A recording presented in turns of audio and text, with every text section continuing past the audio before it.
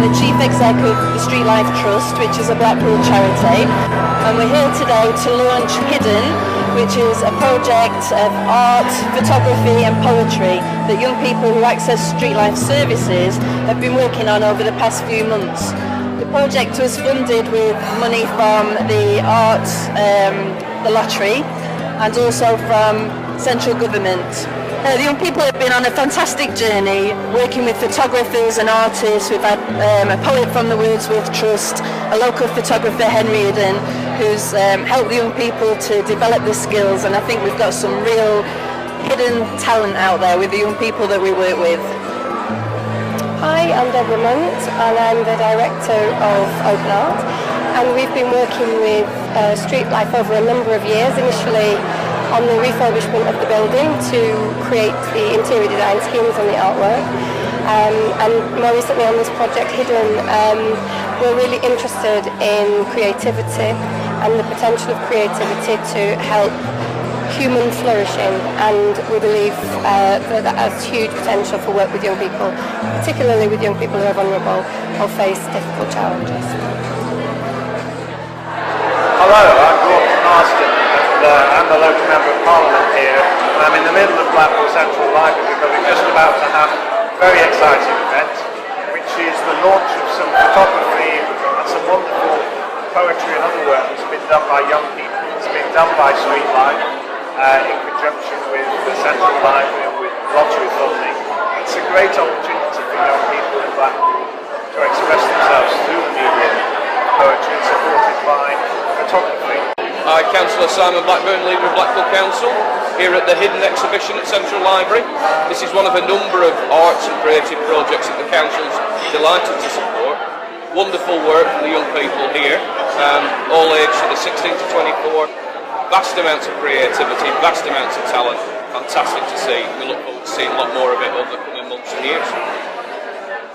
And then we've got the artists who are going to tell you a little bit about the process of the project, and some young people are going to tell you about their experiences. So I'll hand over to Gordon. Well, thank you, Jane, and it's a real joy and delight to be here. Sometimes we go on about iconic this and iconic that and iconic the other, and of course those are all great, but what matters as much is opening up people's opportunities, opening up people's own sensibilities and sensitivity, and that's what this exhibition and all the work that's gone into it has done. And I'm delighted that Street Life is at the centre of that. Street Life is probably the organisation in Blackpool I have been longest associated with, and ever since that time, in everything, Jane, that you and your colleagues have done, you have reached out to young people in Blackpool and young people who find themselves in Blackpool, and you have done fantastic things, not just in giving them structural support, literally, roof over their heads, but also personal, psychological and creative support, and this is the latest fruit of that. And of course, without the lottery funding, without the work that the council's put together, it wouldn't have been possible. And of course, without the work of the young people, it wouldn't have been possible. And that's what I think is really important, that in everything that we do, that we think about renewing creativity in people, not just creativity in buildings and structures.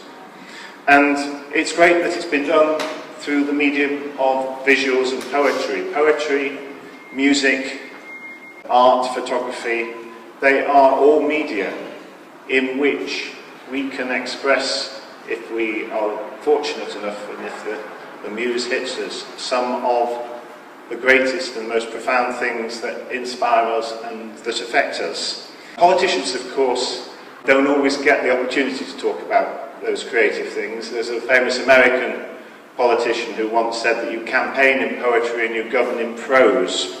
And I can tell you, having come from a very detailed couple of committees in Parliament yesterday, the prose was certainly to the forefront and not always the poetry. But poetry is a crucial way of people loosening up and expressing themselves. It's great that you've had involved here people from the Wordsworth Centre and Helen Mort and Henry Eden, who's been, I know, involved with the project.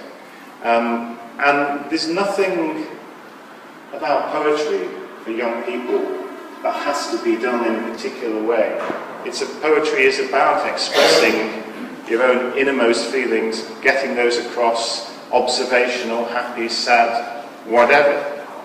But at its best, poetry brings out that sense of other values than the temporary, other importances than just structures, and other legacies than just the sort of words that politicians or bureaucrats or even town hall administrators use from time to time.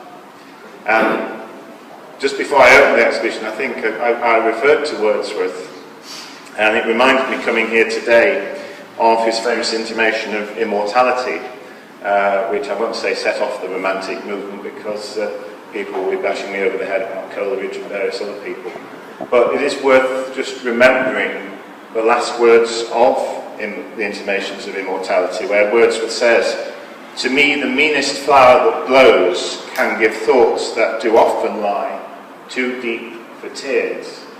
And I think as you look at this exhibition today, and you look at the words that the young people have put into that exhibition, that if Wordsworth were here today, he would say that that was a good echo of what he wrote all those years ago.